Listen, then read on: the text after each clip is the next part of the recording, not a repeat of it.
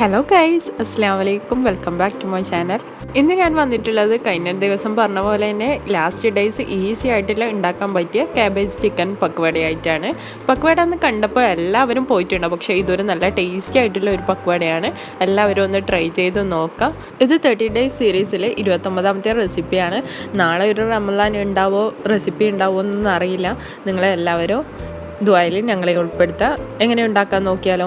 ഇതിനാവശ്യമായത് ചെറിയ സ്ലൈസായിട്ട് കട്ട് ചെയ്ത് വെച്ച ക്യാബേജ്, പിന്നെ ചെറുതായി കട്ട് ചെയ്ത് വെച്ച ജിഞ്ചർ, ഗ്രീൻ ചില്ലി, മല്ലിച്ചപ്പും. ഗ്രീൻ ചില്ലിയും ജിഞ്ചറും ഇതുപോലെ ചെറുതായി കട്ട് ചെയ്യുന്നതാണ് നമ്മുടെ പക്വടയ്ക്ക് നല്ലൊരു പേസ്റ്റിനെക്കാട്ടും ഇതുപോലെ കട്ട് ചെയ്യലാണ് നല്ലത്. നമുക്കിതൊക്കെ ഒരു ബൗളിൽ ഇട്ട് കൊടുക്കാം. അതിനുശേഷം ഇതിലേക്ക് 3 ടേബിൾ സ്പൂൺ കടലമാവും കൂടി ഇട്ട് കൊടുക്കാം.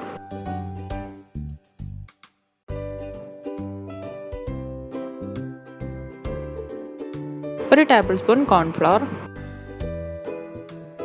1/4 ടീസ്പൂൺ റെഡ് ചില്ലി പൗഡർ, ആവശ്യത്തിന് ഉപ്പ്. ഇതൊക്കെ ചേർത്തിട്ട് ഒന്ന് കൈകൊണ്ട് ജസ്റ്റ് ഒന്ന് മിക്സ് ചെയ്ത് കൊടുക്കാം. ഒന്ന് മിക്സ് ആക്കിയതിന് ശേഷം 3 ടേബിൾ സ്പൂൺ വെള്ളം ഒഴിച്ചു കൊടുക്കാം. 3 ടേബിൾ സ്പൂൺ മാത്രം മതി. ചേർത്തിട്ട് നന്നായിട്ട് കുഴച്ചെടുക്കാം നമുക്ക്.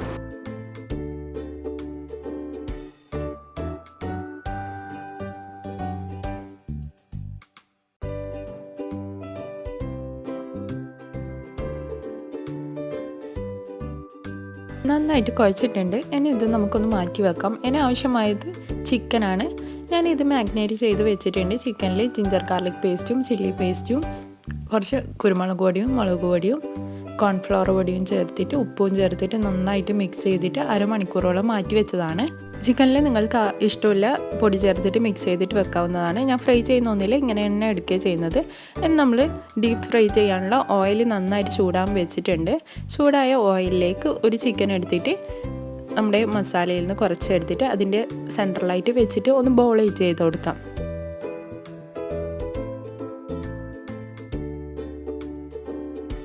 ഇതുപോലെ വെച്ചിട്ട് ഒന്ന് ബോളാക്കി കൊടുക്കാം. ബോളാക്കി കഴിഞ്ഞിട്ട് ജസ്റ്റ് ഒന്ന് പ്രസ് ചെയ്ത് കൊടുക്കാം. നന്നായി തിക്കാവാൻ പറ്റില്ല. അതുപോലെ തന്നെ ലോ ഫ്ലെയിമിൽ ഇട്ടിട്ട് വേണം ചെയ്യാൻ. നമ്മൾ ചിക്കനും കൂടി വെന്ത് വരേണ്ടതാണ്. നമുക്ക് ഓയിലിട്ട് കൊടുക്കാം.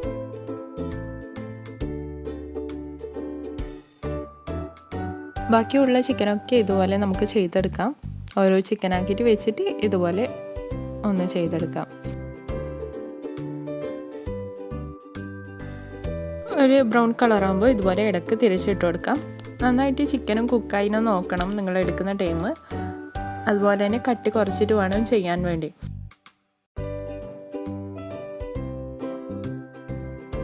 ഫ്രൈ ആയ പക്വടയൊക്കെ നമുക്ക് ഓയിലിൽ നിന്ന് മാറ്റാം. എന്നിട്ട് ബാക്കിയുള്ളതൊക്കെ ഇതുപോലെ ചെയ്തെടുക്കാം.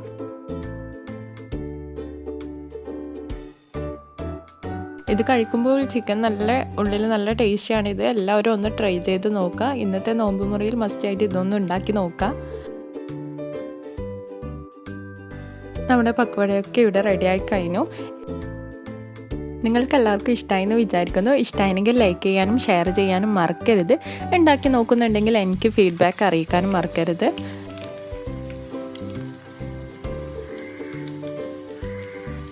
ഇതൊക്കെ ഞാൻ റംസാനിൽ ഉണ്ടാക്കിയത് മറ്റുള്ളവർ ഉണ്ടാക്കി നോക്കിയിട്ട് എനിക്ക് അയച്ചു തന്നതാണ്. എല്ലാവരും കുറച്ച് പേര് കണ്ടിട്ട് ഇതുപോലെ ചെയ്തു നോക്കിയിട്ട് നല്ലതാണെന്ന് പറയുന്നത് കേൾക്കുമ്പോൾ വളരെയധികം സന്തോഷമുണ്ട്. ഇനിയും എല്ലാവരും വീഡിയോസ് കാണുക, സപ്പോർട്ട് ചെയ്യുക.